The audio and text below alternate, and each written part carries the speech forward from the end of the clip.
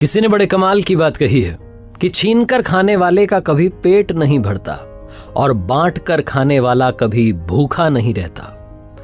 नमस्ते दोस्तों, मेरा नाम है आरजे कार्तिक। एक छोटी सी कहानी सुनाता हूं। बहुत पुराने जमाने की बात है।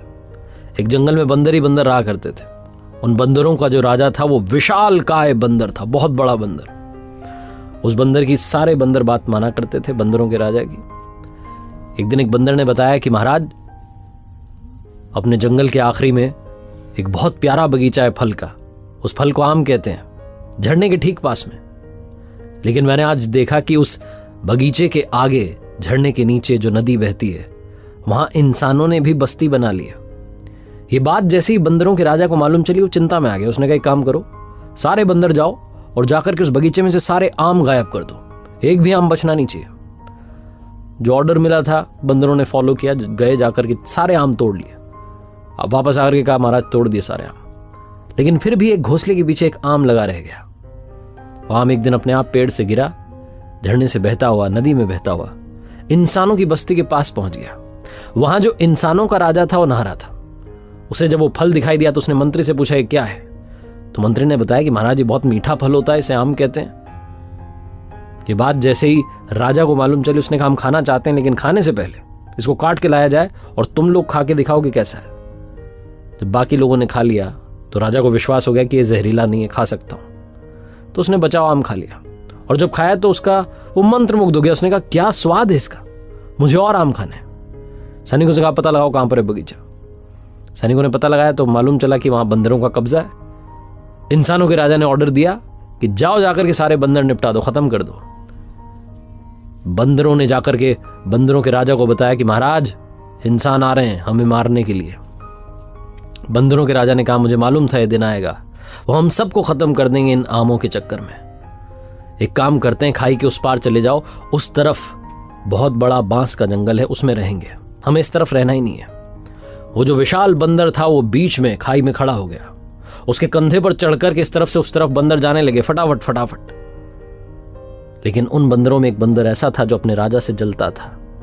वो बदला लेने की प्रतीक्षा में था।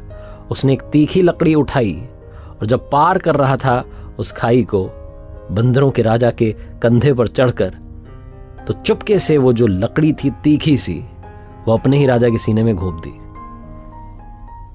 ये राजा जो था बंदरों का लहूलुहान हो गया, खून बहने लगा, लेकिन खड़ा रहा। इसने कहा, सारे बंदर मुझे पार करवाने हैं। जब आखिरी बंदर भी पार कर गया तो ये घायल होकर के गिर पड़ा। इंसानों का राजा ये सब देख रहा था दूर से।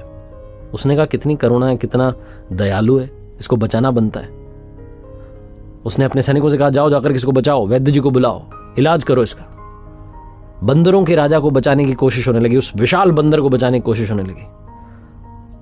आखिरकार उसको थोड़ा ठीक जब वो हुआ, बोलने लायक हुआ, तो उससे पूछा इंसानों के राजा ने कि एक बात बताओ, आपको पहले पार करना चाहिए था, आप इन बाकियों के चक्कर में क्यों पड़े थे? अपनी जान पर खेल करके दूसरों को बचा रहे थे। बंदरों के राजा ने इंसानों के राजा से कहा कि मुझे सबका ख्याल रखना है, क्योंकि मैं राजा हूं ना। और ये बोलकर के वो मर गया। जो इंसानों का राजा था उसकी आंख खुल गई कि वो अब तक क्या करता आ रहा है। जो भी खाता है खाने से पहले अपने सैनिकों को देता है कि पहले तुम टेस्ट करो, जहरीला तो नहीं है। इतना शक करता है अपने लोगों पर, बुरा बर्ताव करता है। वो इंसानों का राजा उस दिन से अच्छा राजा बन गया। ये कहानी इंसानों के राजा और बंदरों के राजा की नहीं है, ये आपकी और हमारी कहानी है। हम सब के अंदर भी एक किंग है, एक राजा है।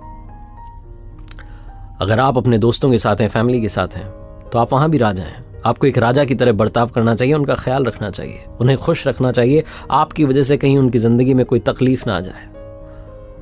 और आप अपने आप के भी राजा हैं। अगर नेगेटिविटी आप पर हमला करने आ रही है तो एक वीर राजा बनिए, नेगेटिविटी को खत्म कीजिए। अगर पॉजिटिविटी आ रही है तो एक अच्छा राजा बनिए, उसका स्वागत कीजिए, सत्कार कीजिए, उसे आने दीजिए। उसे मेहमान की तरह नहीं, बिल्कुल अपने की तरह रखिए और पॉजिटिविटी के साथ आगे बढ़िए।